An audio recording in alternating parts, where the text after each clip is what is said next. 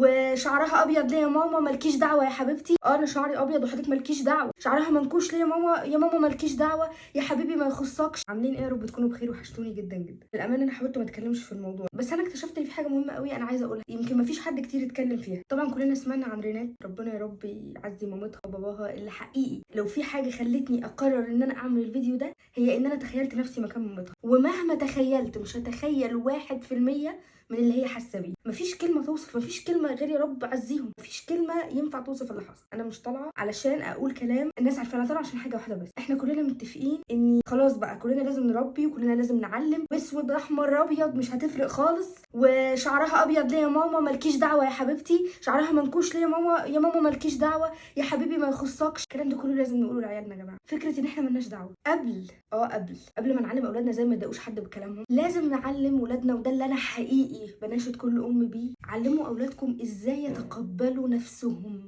ازاي كلام الناس ما ياثرش فيهم، ازاي لما حد يقول لي انت شعرك عامل كده ليه ابقى شايفه ان هو ملوش دعوه. انا شعر ابيض وعاجبني، انا مليانه وعجباني، انا رفيعه جدا وقابله نفسي، انا سمره وبحب لوني، بشرتي فاتحه وبحبها. يعني اهم حاجه انا وجعاني في الموضوع ده كله التاثر بكلام الناس، وده بيحصل كتير جدا. قبل ما تعلموهم حتى ان هم ما يضايقوش حد بكلامهم، علموهم يتقبلوا نفسهم، علموهم ان ما فيش حاجه فيهم ربنا خلقها وحشه او عيب. انا لو كنت اتاثرت وبذكر نفسي مش لان انا حاجه، انا ولا حاجه، انا بس بقول لكم التجربه اللي انا مريت بيها فعلا في حياتي. لو انا اول ما طلعت عليكم وكان كلام الناس اثر فيا، انا ما كنتوش هتلاقوني دلوقتي بقول الكلام ده، ما كنتوش هتلاقوني موجوده اصلا. في حاجات كمان انا طلعت ارد عليها عشان انا ما كنتش عارفه اتقبل فكره ان انا اسكت. بالظبط كده، لو في حاجه هنعلمها لاولادنا هي ان احنا ما نسكتش، هي ان احنا نتقبل نفسنا، ولو عندنا حاجه مضايقانا نقولها، ما ننامش بيها واحنا زعلانين، ما تخليهاش تاكل فينا وفي دماغنا لحد ما تخلينا نقرر قرارات احنا مش فاهمينها ولا عارفينها ولا عارفين ممكن توصلنا وتوصل اهالينا لايه. علموا اولادكم يحبوا نفسهم زي ما هم قبل ما تعلموهم انه ما ينفعش يتنمروا على حد، علشان لما حد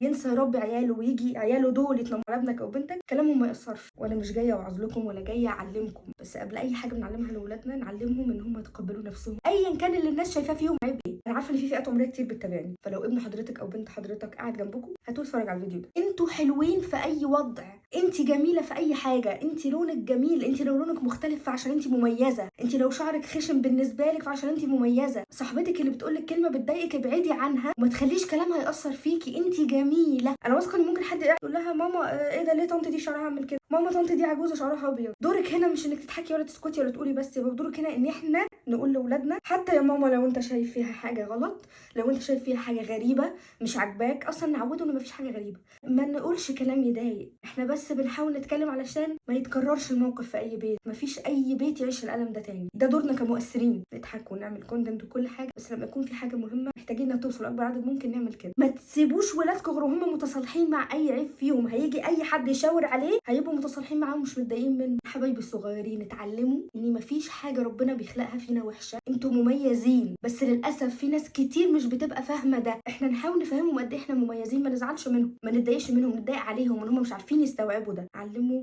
اولادكم يحبوا نفسهم، ما تعملوش سكيب لاي موضوع هم مش عارفين يتخطوه. علموهم البروده يا جماعه، علموهم التبلد، مفيش حد يقول رايه فيكي يهزك ولا حد يقول رايه فيكي يهزك. انا مليانه وبحب نفسي، انا شعري خشن وبحب نفسي، عندي وحمه وزهره وبحب نفسي، انا شعري ابيض وحضرتك مالكيش دعوه. 100 حاجه. لو على الاقل مش عايزين نرد او مش عارفين نرد ما نتاثرش، ولو لقينا نفسنا هنتاثر فنرد عادي. اخر حاجه ممكن انها تفرق مع اولادكم ومعاكم هو راي الناس فيكم او في اولادكم. بعض الناس ما وراهاش غير كلام اصلا، بعض الناس ما وراهاش غير النقد، بعض الناس ما بتعرفش تشوف حاجه حلوه اصلا في نفسها قبل ما تشوفها فيكي او فيك. اذا كلام الناس مش مهم بجد. وعلموهم ازاي يكون اخر حاجه تفرق معاهم وما يفرقش اصلا معاهم. اتمنى تكونوا فهمتوا انا عايزه اقول ايه.